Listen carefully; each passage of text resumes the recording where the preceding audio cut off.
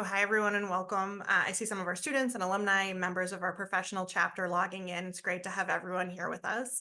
For those of you who I don't know, my name is Molly Tobin. I'm the Director of Professional Programs here at the Alexander Hamilton Society.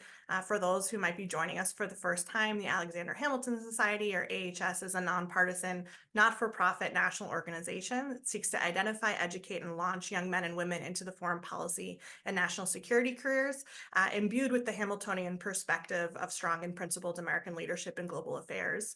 We operate on college campuses across the country, and we now have over 1,600 alumni, many of whom are working in the foreign policy and national security space. So if you're interested in learning more about what we do and to get involved, please visit our website, alexanderhamiltonsociety.org, and we'd love to connect with you. Today, it is my pleasure to welcome, as part of our America's Role in the World Series, Michael Sobolik. Michael joined AFPC as a senior fellow in Indo-Pacific Studies in September of 2019. His work covers American and Chinese grand strategy, regional economic and security trends, America's alliance architecture in Asia, and human rights. Michael also hosts the Great Power podcast, AFPC's show about great power competition and U.S. China relations. He is, of course, the author of Countering China's Great Game, a strategy for American dominance, which was just published this year.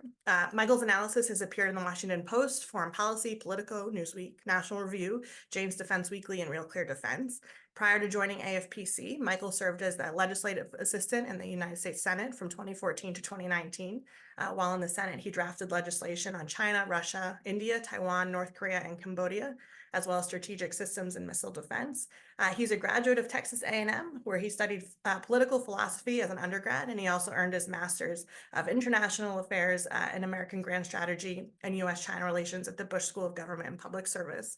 Michael, thank you so much for joining us. Congratulations on the publication of the book. It was truly a pleasure to read, and you really offer clear policy directives for how you think America can sort of take back and win what you call the new Cold War between the U.S. and the CCP. And I'm looking forward to diving into it with you. And just to note to our audience, we'll of course leave time for questions at the end.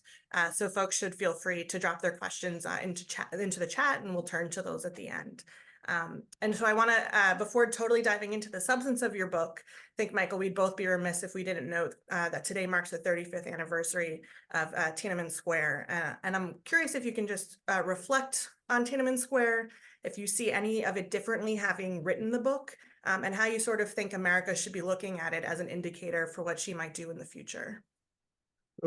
First things first, Molly, just a huge expression of gratitude to you and AHS for platforming the book and for facilitating this conversation. The opportunities I've had to interact with AHS chapters around the country have been some of my favorite episodes in the think tank space over the past couple of years. It's a real privilege to be part of what you guys are doing, and I just find it so important right now. So thank you for this event, for hosting it. Tiananmen Square, I think, is a sober place to start our conversation, and also really appropriate because the Chinese Communist Party is certainly strong enough and technologically savvy enough to try to erase that moment of history from the memories of the Chinese people, and through some platforms they control around the world, to censor any discussion or depress discussion of Tiananmen Square. Like, we've seen evidence of that on TikTok, among other platforms. It's impressive that they can do that, but I think it's really unimpressive that the CCP feels the need to do that. And I think that starting point is a morally and strategically good place for Americans to start. The Chinese Communist Party is afraid of their own people, and that's a sign of moral weakness and the moral decrepitude at the crux of the CCP. But it's also a sign that they're a brittle regime, and I think that's a pressure point that we really need to be honing in on with the PRC, and looking for where our asymmetric advantages with them are. And Americans are really good at being transparent. And when we tell the truth in our diplomacy, I think we're at our best. So I think understanding that we are in competition with a regime that is afraid of its own people and the memory of their own track record, I think that's a notable thing, and we do more than just mark time on June 4th. It's an act of standing for liberty and with the people who are oppressed. So let me go from there and sort of dive into your book a little bit, which really lays a roadmap for how you think America should sort of approach the CCP. You spend a lot of time in the book, sort of reflecting on imperialism, and both how Americans and the Chinese think about it. And can you walk us through why Americans thought imperialism was a thing of the past, and why was that such a miscalculation, and how costly has that miscalculation proven in this competition? When the United States won the Cold War in 1991, America found itself in this position that really no other nation in human history had ever found itself. We were not only the most powerful country in the world in the early 90s, we were arguably the most powerful country in the history of mankind in 1991. And we really owned that term hyperpower. Like we were so much more than a superpower in the 90s. And we won the Cold War without firing a shot. And I think that victory went to our heads a bit.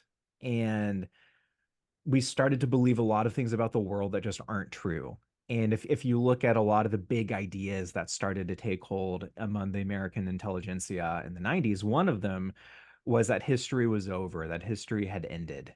And Francis Fukuyama, I think, articulated that belief better than anyone in his famous piece published, I think 1991 or 1994. I can't remember anymore, but it was published in the National Interest. And I think Francis Fukuyama is a brilliant man who just got the moment wrong analytically. We really believed that the ideological debate was over, that we had won. And we started to believe that there were no trade-offs between our economic security and our national security. And we bought into this notion of modernity, that modern nations comport themselves in a particular way. And surprise, surprise, it happened to be the way that we were comporting ourselves. I think there was a lot of mirror imaging that was happening in the wake of winning the Cold War so decisively. And if you look at Washington's response in 2014 when Russia annexed Crimea, it was really interesting. At the time, then Secretary of State John Kerry said, responsible nations do not behave this way. And by this way, he meant imperial seizing territory with this motivation of imperialism. And yet, we kind of tend to find ourselves with the world behaving in ways, or just events turning out in ways that challenge this notion of history being over. And even if you look at how President Biden has talked about China, like in chapter 1 of my book, I spend a lot of time getting into how Biden has couched China, even as far back as 2000. And he's always talked about China as entering modernity, which means not only leaving the ideology of communism behind, but leaving China's imperial past in history and entering into this new way of being and behaving and acting. I don't see any evidence of that happening. And I think American political leaders, for the most part, have been either hesitant to let go of that mirage of modernity, or on the other hand, maybe they recognize we need to, but they just don't really compete as effectively as they should be. And we can get into that as the conversation goes on. But we believed a lot of things that we thought were true that have turned out not to be true, and we're stuck in some bad policy cycles because of it. So on that line of sort of, American mistaken assumptions, you talk about sort of the bright line between peacetime and wartime. And can you sort of expand on this American, it was a mistaken assumption really of there being a bright line between peacetime and wartime. And how do you think we wake up from that? So I think if you look at the history of U.S. foreign policy, particularly in the 20th century to now, um, we have this big enduring debate in America as is America fundamentally interventionist or isolationist, right? And our big debates kind of tend to oscillate on this spectrum. And those debates kind of make sense in Washington, but if you look at just especially our entry into World War II, we were really like hesitant to enter into that competition until we were attacked, which could totally make sense at some level, right? And it wasn't this ideological belief among the populace of the United States that we don't intervene. Oh my gosh, we're attacked now. It's no holds barred. We're gonna go over there. Like it's just really difficult to mobilize a democracy. The checks and balances make it difficult for big political change to happen quickly. And I think that over time has reinforced this assumption uh, that the line between wartime and peacetime is a bright one. And the winning the Cold War also so decisively, I think, reinforced that belief that the normal state of events in the world, like normal means peace and anti-normal means war. Like, and if you America is also kind of a young nation, and yet we fought a lot of wars over the course of our young nationhood. But I mean, in the lifetime of Americans today, the 90s were a really luxurious time for security, and like millennials like myself are like we're old enough to remember 9/11 very vividly, but hardly, like, I think 1% or less of the country went to war during the war on terror, and life for most Americans went back to normal with the exception of tougher screening at airports after 9/11. So we I think this belief about normal being the absence of war has really been reinforced, and that's just not reality for the whole scope of human history. And like Americans are blessed to kind of believe that naive presumption, but a lot of the world understands quite vividly that conflict is the norm. And the line between peace and war is not so bright as Americans, I think, often tend to think it is. And the CCP, Chinese Communist Party, has really found big ways to exploit that. Political war doesn't always mean you're firing bullets at each other. It means you're targeting the political system of your adversary to make it more difficult for them to stand in the way of you achieving your political objectives. And that is what the CCP, from Mao Zedong to Deng Xiaoping, to Jiang Zemin to Hu Jintao, and now Xi Jinping, the CCP has been waging political warfare against the United States ever since 1949. That doesn't mean there's this master plan that has always been in place that every single paramount leader is like carrying out in this like locked safe somewhere in Zhongnanhai. Like, it's not like that. It's not national treasure. But the interests of the CCP run squarely into the existence of the United States. I don't take my word for it. Listen to Xi Jinping's own speeches. And uh, this is like I guess the final thing I'll say about this, I was talking to former Representative Mike Gallagher on my podcast pretty recently, and we were getting into this question of how do democracies get ahead of the curve and recognize that we're in political warfare and start competing to win before we're actually attacked.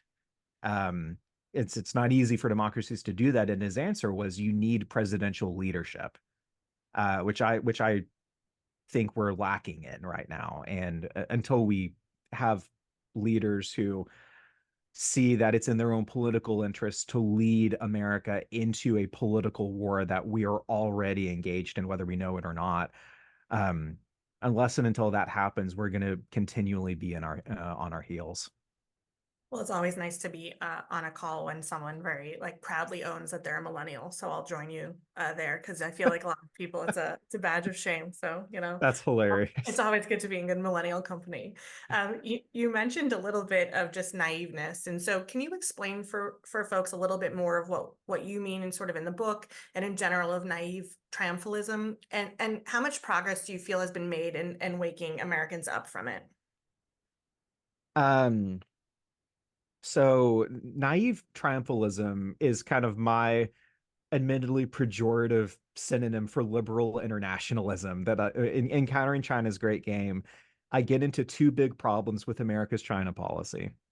On the one hand, um, uh, the folks who tend to believe that global interests are paramount and national interests are subservient to global interests, to a global community. I find that to be a nice idea in the abstract.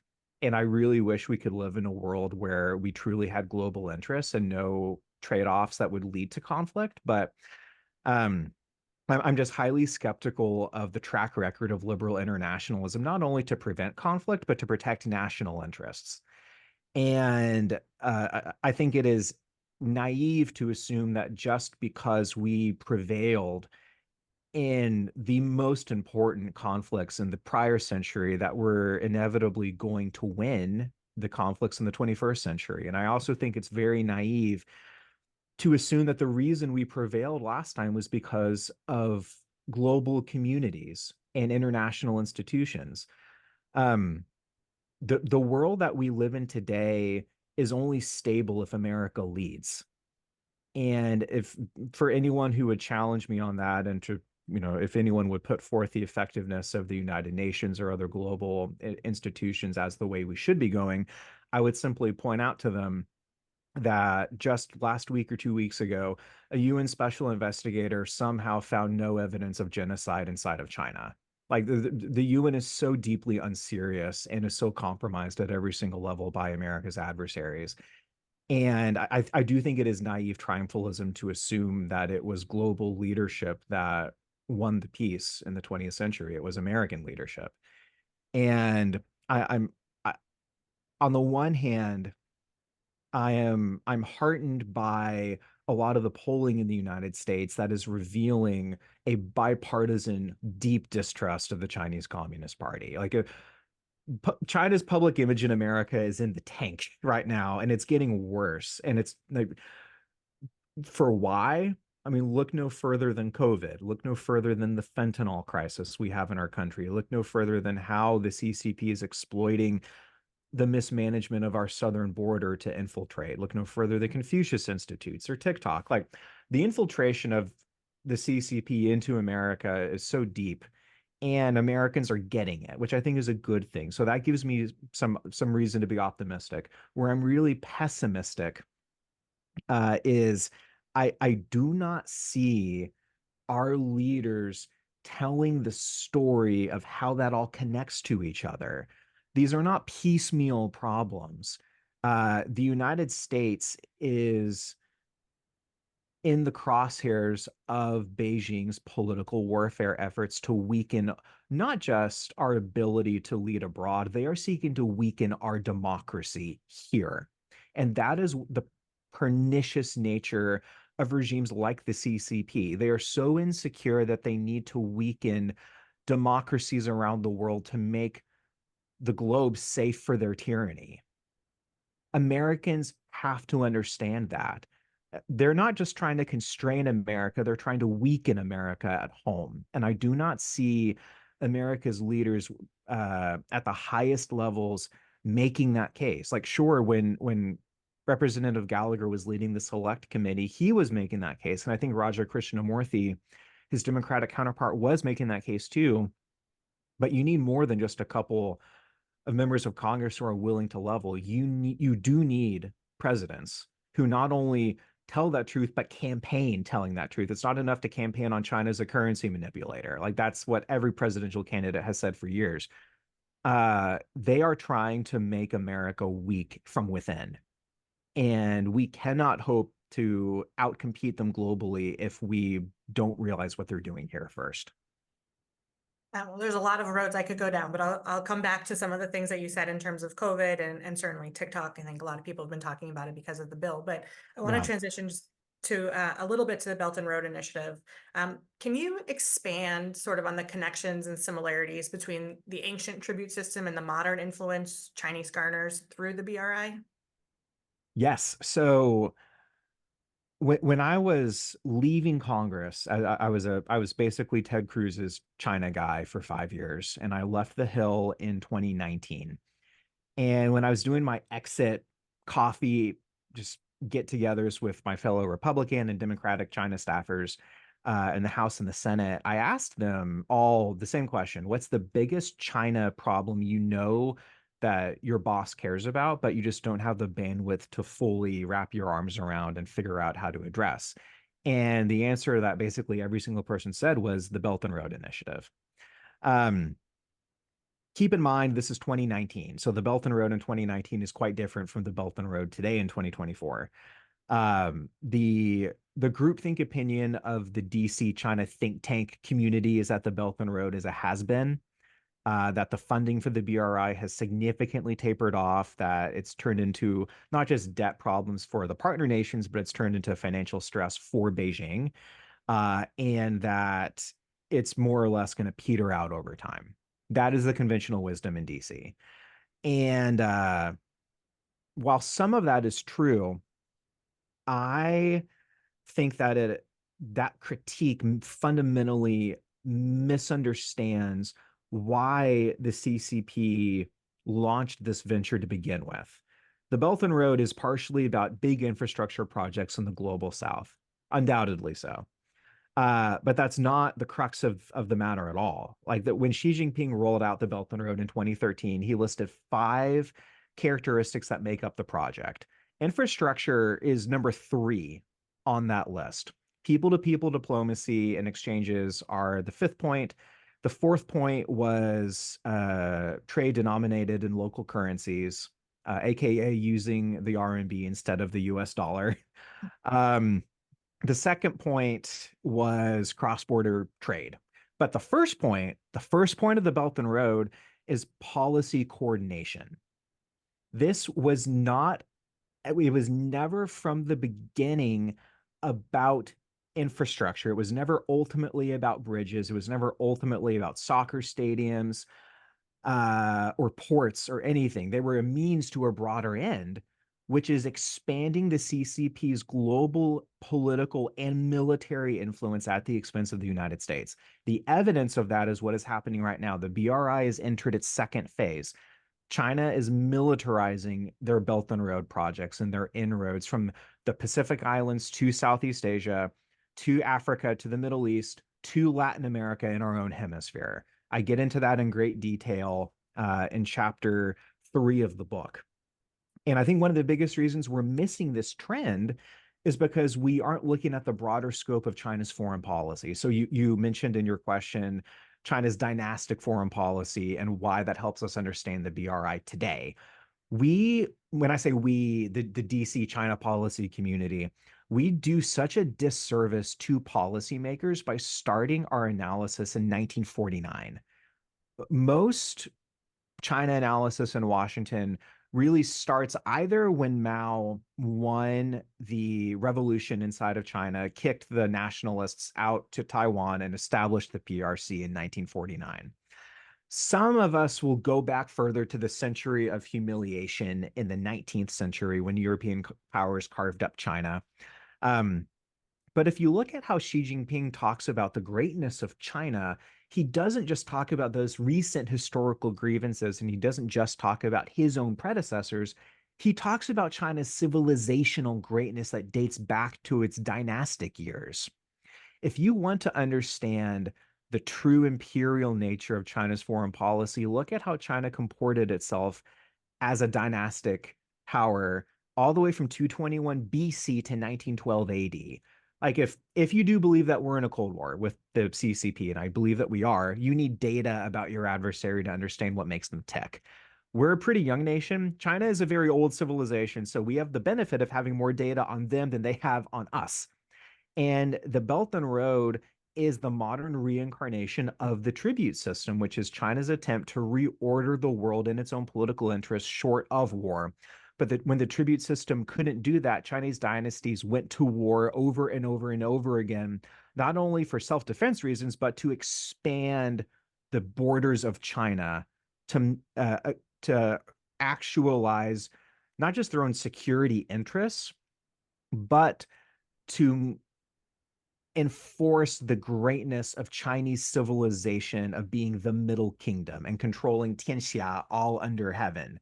These basic concepts of Chinese imperialism are still alive and well today, and I think are so underappreciated. And we could spend the whole rest of our time just talking about this. But for those of you who pick up the book and read it, chapter 2 is this exposition of the currents of the offensive, belligerent, expansive nature of Chinese dynastic foreign policy. And then chapter 3 is how the Belt and Road is the modern expression of that. China's an imperialist power, and we just don't appreciate it enough. So you mentioned basically how those in the DC think tank world would say that the BRI is sort of a has-been. But if you look back at Xi's 2013 speech and you sort of outlined the 5 points that he made in that outline for the BRI, I mean, what do you think his own evaluation of the progress of its progress would be? I think from Xi Jinping's perspective, uh, it's not a failure and it's not an unmitigated success either. It's mixed. So it's partially successful because the PLA is beginning to militarize these projects. You see this most clearly in Cambodia. You see this in the Solomon Islands and other locations in the Pacific. You see this potentially in the UAE, depending on how that possible base plays out. You see this in Djibouti. You see this in Argentina as well, and potentially Cuba. So they are expanding their military footprint. The reason it's not a total success, though, is Xi Jinping can't help but continue to lean back on China's state-owned enterprises, which are hopelessly inefficient and by nature and by their definition just don't turn a profit. Um, that's okay for China in the short term, but the medium to longer term problems that the PRC is going to face demographically and economically are going to come knocking on Xi Jinping's door or his predecessor's door at some point.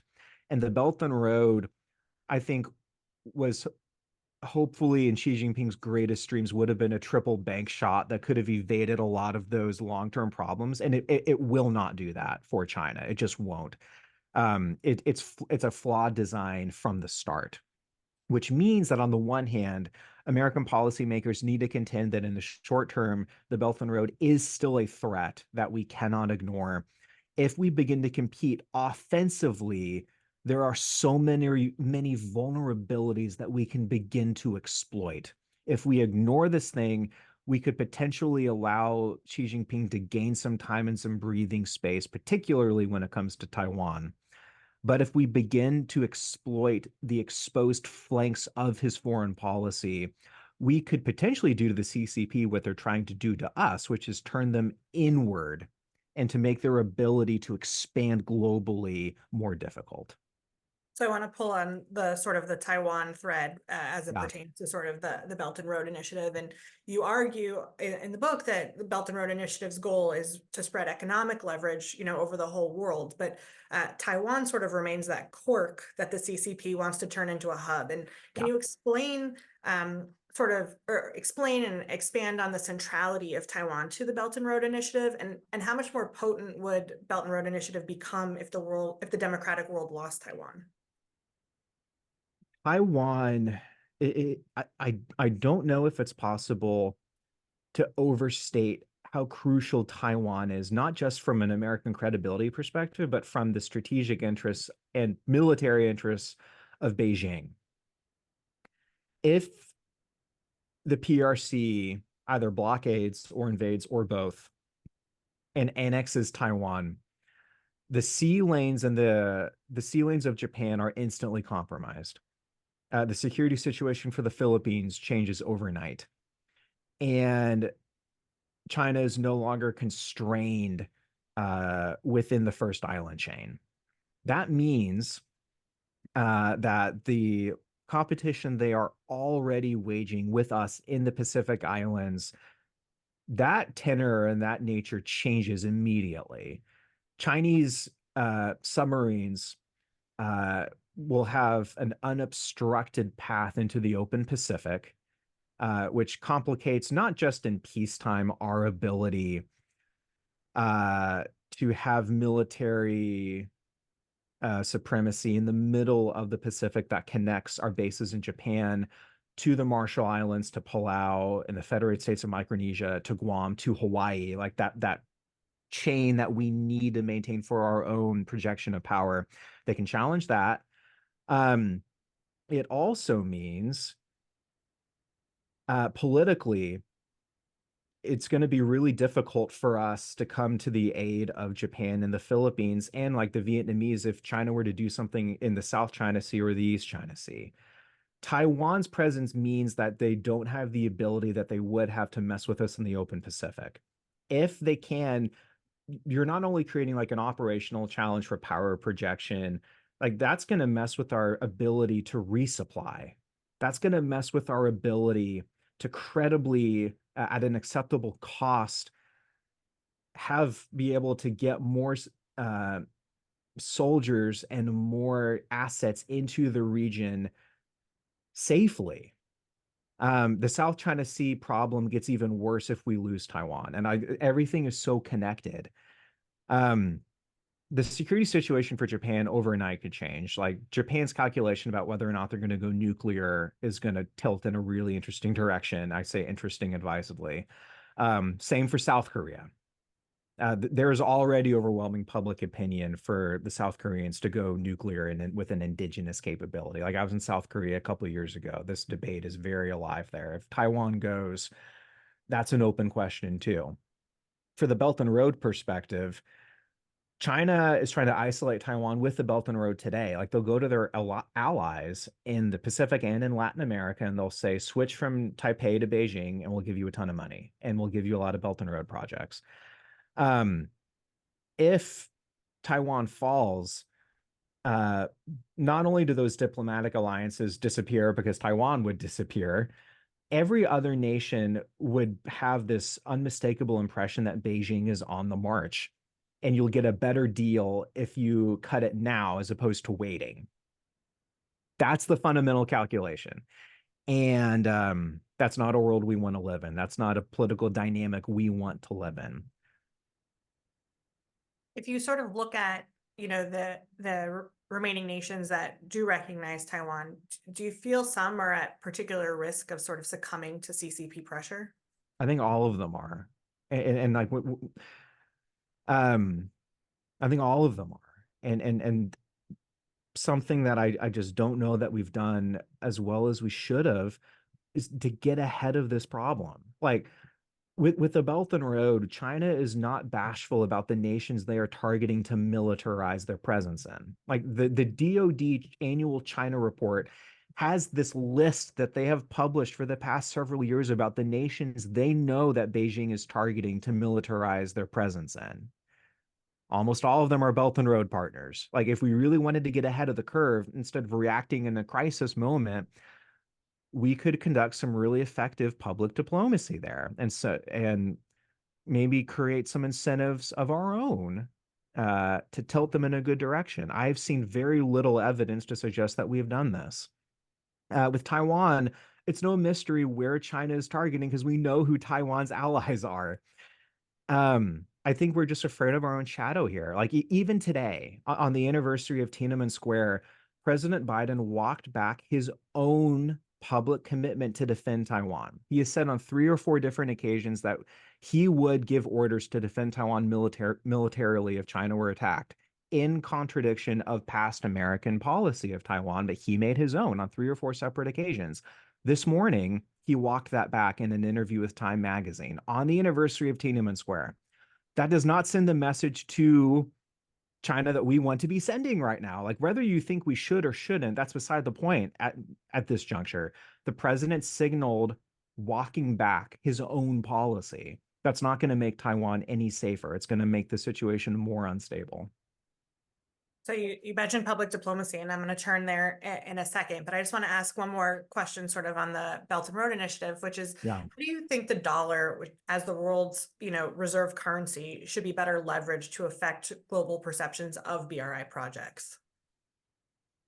If we want to leverage the dollar's dominance, we can do that. And chapter 6 of the book has a competitive strategy that is actually competitive strategy. That's a buzzword. So we throw these terms around in policy circles and eyes glaze over instantly. Competitive strategy, all it is where am I strong? Where is my adversary weak? And how do I move the competition to that terrain?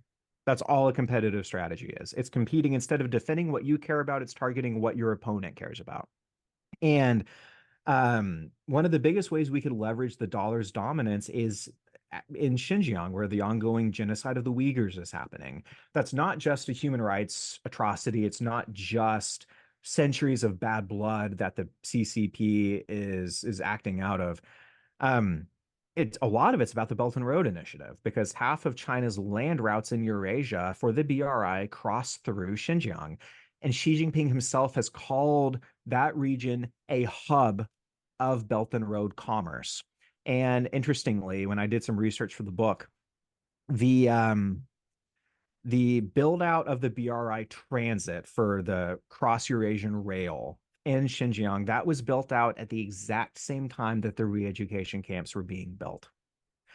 The genocide of the Uyghurs is in part a geo-economic gambit to make the Belt and Road function properly from the CCP's perspective. Now, if Xi Jinping's biggest foreign policy initiative depends on committing genocide for it to function properly, you have a strategic problem and a vulnerability if you need to commit genocide for your big foreign policy pet project to work.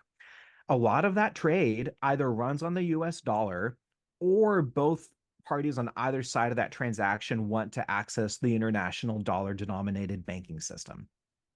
What I argue in chapter 6 is we should do to the CCP what we did to Al Qaeda after 9/11. We knew that it wasn't enough just to target terrorist networks with military force. We needed to target their financial networks to make it impossible for them to fund acts of terror and to plan them. And Section 311 of the Patriot Act did that. You can either access the international banking system or you can commit acts of terror, but you can't do both. And the burden of that was put on American banks. You need to know who your customers are and what they're using the dollar for. And if they're terrorists, they cannot access correspondent accounts in your banking institutions. I think we should do the same thing with the CCP and with any party that transacts with Belt and Road commerce running through Xinjiang. You can access the international banking system or you can benefit and profit off of a genocide, but you can't do both. That is admittedly a big sanction to put in place. I think it is entirely justified, and I think it could severely weaken the BRI overnight if we were to do something like that. So in the interest of time, let me pivot sort of to two things that you just mentioned, which one is public diplomacy and the other is the genocide of the Uyghurs. And so you describe public diplomacy and information operations as a somewhat of an underutilized tool in our competition with the CCP. How can the government make a better argument about the connection between the moral deficit of the genocide and the strategic importance of the region? Let's this genocide has been going on for 7 years now, actually more than 7 years. And my wife and I know Uyghurs in the States that have family in these camps, in these prisons. And foreign policy is so personal. And it I think that I find it almost difficult at just honestly at this juncture to figure out how to even answer a question like that because this has been going on for over half a decade and the world seems complacent to it.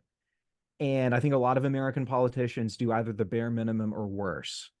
And I would put the Biden administration in that category. I think that they have been absent when it comes to making the CCP hold to account for the worst atrocity since the Holocaust.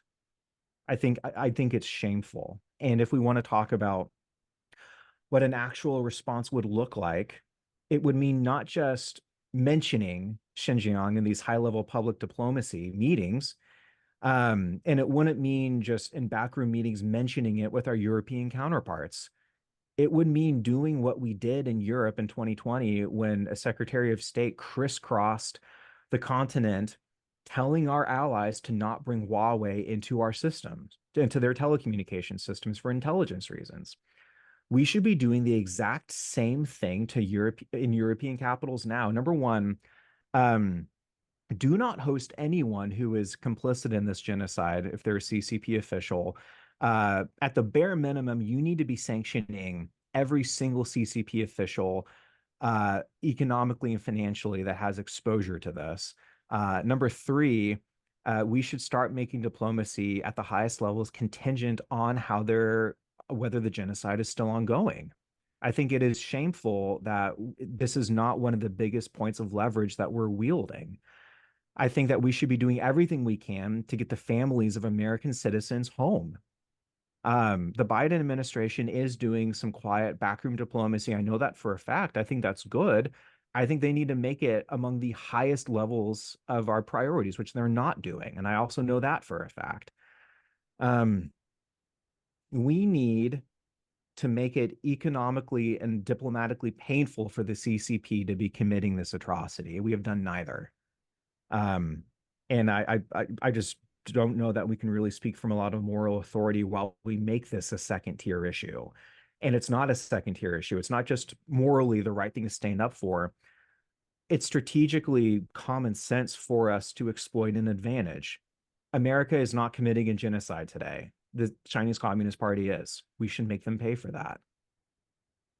Let me pivot to another question on public diplomacy, although there's obviously much to talk about in the other regard. But regarding sort of public diplomacy, because you do focus on it a lot in the book, in the information environment, what are some first steps towards the goal of raising the level of awareness amongst the American public to the threat posed by the CCP? Like, in other words, how can we just do a better job of connecting grand strategic issues with dinner table issues?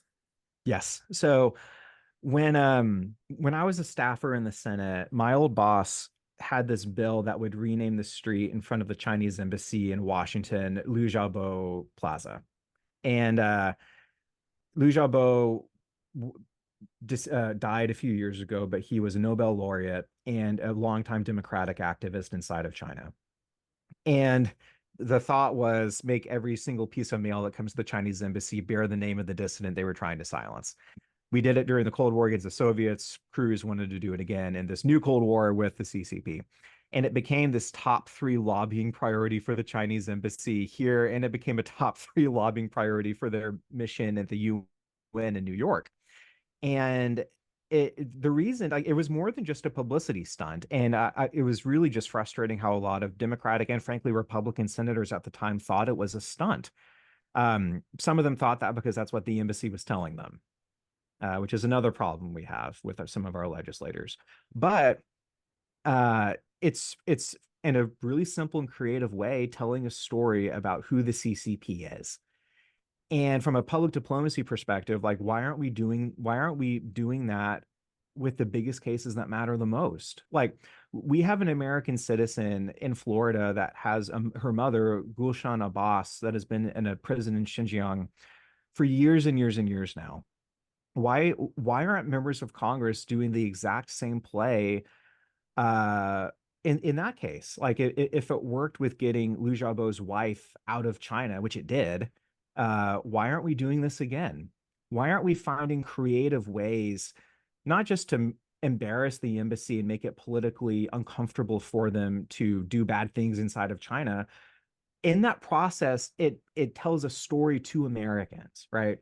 Like Ronald Reagan, I think, was really effective at using humor to portray the Soviets as insecure and weak and fearful, and just how much of a joke communism is in the abstract and in reality. Um, I think humor goes a long way because the best material is provided to us by our adversaries. Like Xi Jinping and the CCP are their own worst enemy so often. Like wolf warrior diplomacy is laughable. Like blaming America for bringing COVID to China is hilarious. And we shouldn't be afraid of pointing those things out because we want to protect high level diplomacy with the PRC. Like forget about it.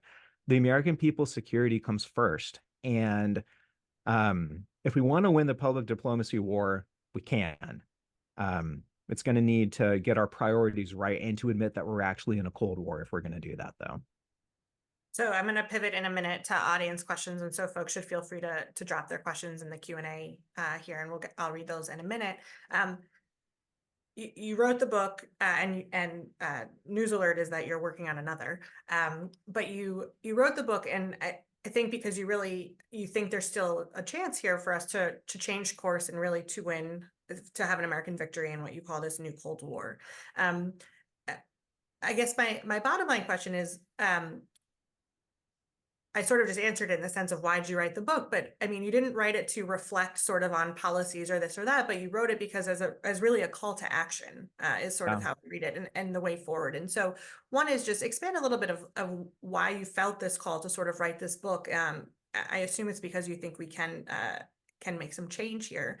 But if folks are sort of taking one thing away from the book, I mean, what do you think the most important thing we should be doing today to regain the advantage in the race? I wrote the book because the world is getting dangerous and Americans are sleepwalking into it. When I was, it was the day that Russia further invaded Ukraine in February 2022. I was in New York that night, and I spent the evening with Garry Kasparov, the really famous global chess master, and the also even more famous Soviet or Russian dissident. And I write about this in my book's conclusion, where he talks about evil sprouting back if we aren't vigilant, and the evil is sprouting back again today. And I am very worried that the American people do not understand how dangerous the world is right now and how even more dangerous it could get. We need to start making decisions now to protect not just our security, but uh, to stop the advance of our adversaries and our enemies in the world before a Cold War turns into a hot war. And I wrote the book because I think we still have time to make those hard decisions, but we are not going to get there unless people make the case and unless our leaders at the highest levels level with the American people and tell the truth. It's going to take sacrifice to win a Cold War. It's going to take sacrifice to admit that we're even in a Cold War. And it's going to take some political courage because it's not necessarily going to be popular. But that's what leadership is. That's what putting the country first looks like. We need statesmen. And I wrote the book, yes, as a call to action, and also to try to give some practical ideas of what that leadership could look like. But I'm on the one hand optimistic that it's not too late at all for us to win, but I am worried that we're waiting too long. And I don't know that we have that critical mass of awareness yet. It should have been COVID, because COVID came from the CCP, but I think Americans just kind of divided and just kind of attacked each other more than anything else during those pandemic years. We need to realize where this threat is coming from, and we have to get ahead of it before it's too late. So let me pivot to audience questions, and two that actually both pull on threads that we mentioned but didn't really dive into. And so the first is sort of pulling on the COVID thing. Can you expand on sort of Chinese actions in international institutions, and to what extent any of the world sort of is learning from the COVID example? The Chinese Communist Party was more focused on stopping the information about the virus's existence than they were about stopping the virus itself. And Americans died because of it. Um, that's why how the party manages information and how they censor speech inside of the PRC's borders is not just a human rights issue. It's a homeland security issue for America. And it's an issue of security for the entire world. And as I was writing the book, I think that phrase, it's not just a human rights issue. I'm I am so frustrated over working in national security in and out of government over the past decade. Human rights is just so often relegated into this cottage industry second level of importance issue, and it's not. Again, not only for moral reasons, like I do believe on a matter of principle, we need to stand for human rights around the world.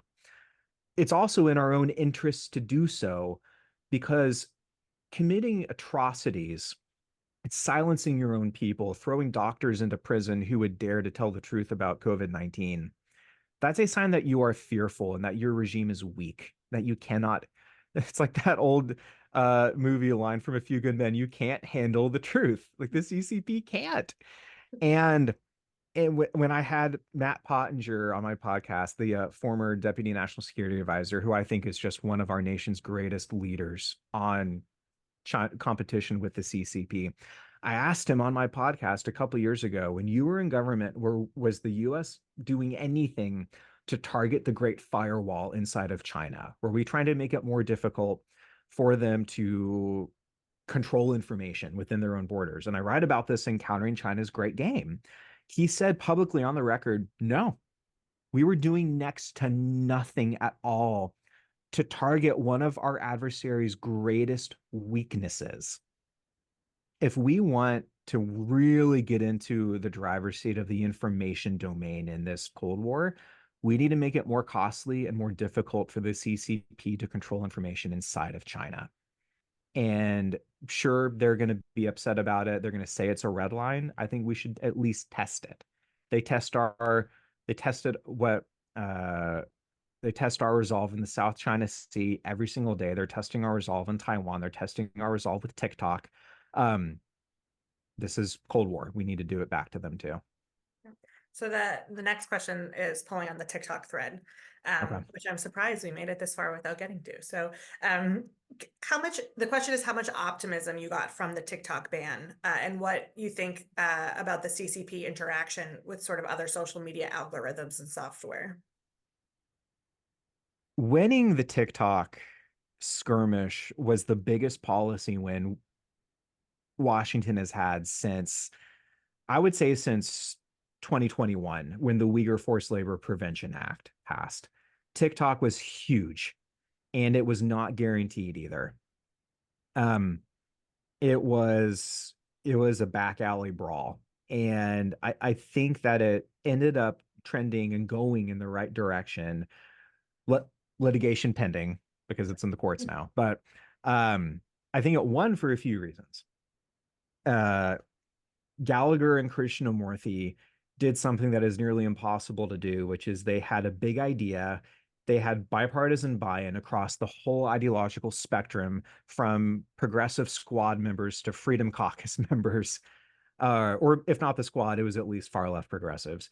And they kept it secret, and they got White House buy-in. That is not easy to do. And the staffers who did that work, who will not get the name recognition and credit they deserve, they did America a huge service.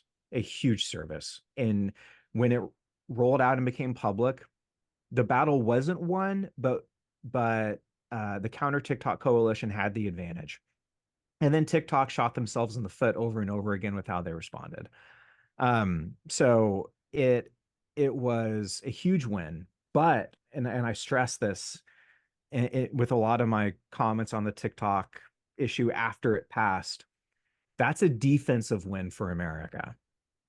TikTok was an offensive gambit of the CCP, targeting the integrity of our own political system and our free speech and elections in the United States and our own national security decision making. If you think I'm overstating it, reach out to me after this conversation. I'm happy to tell you why I think it was that big of a threat, and is that big of a threat, because it's still operational right now. It's good housekeeping for us that we fixed this problem, but you don't win Cold Wars by having good housekeeping. You win Cold Wars by going on the offense. And I don't think we should have this overly triumphal sense after the TikTok win.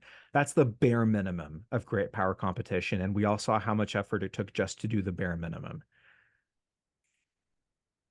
So let me wrap up with this final question from the audience. So the question is: China has fewer allies than the U.S., but the number of friends it have grown, especially after Belt and Road.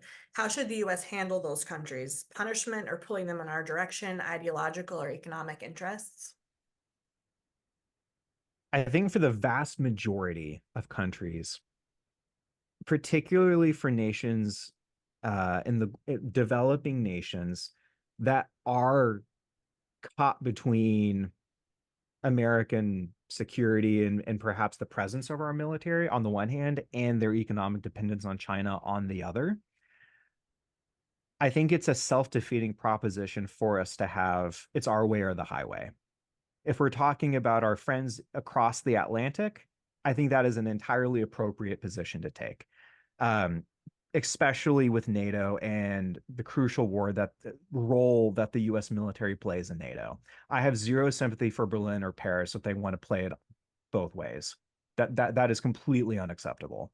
But for developing nations that are genuinely caught in the middle, I think we need to do the best we can to give them an economic alternative. And that's something we probably can't do alone. We probably need to work with the Australians and the Japanese and the South Koreans, and the Indians on that issue. We need broader economies of scale bigger than the United States to do that. There are exceptions, though. The Secretary of Defense visited Cambodia, or is in Cambodia now. I lost track of his schedule, but part of the Shangri-La trip. And Cambodia has been trying to play it both ways for decades. And it is tilting toward China, and they are becoming increasingly anti-democratic, authoritarian in some ways they kind of always were since 1991. We just told ourselves they weren't. And they want to have it both ways. I think for client states like the PRC, it's entirely appropriate for the US to show how serious we are by responding appropriately, which is to penalize those nations that cynically will try to benefit off of our own uh, economic benefits while also tilting towards Beijing strategically and militarily. I think that we signal our resolve by responding with sanctions and with appropriate action to punish. I think in those specific cases, that is warranted and perhaps necessary for our own credibility. But for the most part, we need to show up, and we need to show up with an alternative. And we have not done such a good job at doing that. Well, we have come to time, though we could talk about this and go on and on. So thank you, Michael, so much for joining us. I look forward to part 2 of this when the next book comes out. And just encouraging everyone to pick up their copy of Countering China's Great Game. It was truly a pleasure to read, and it felt like a very accessible read with real call to action in the sense of approachable things to actually to do. So Michael, thank you so much for taking the time to be with us. And we'll look forward to catching everybody at our next book talk. Thank you so much. Take care.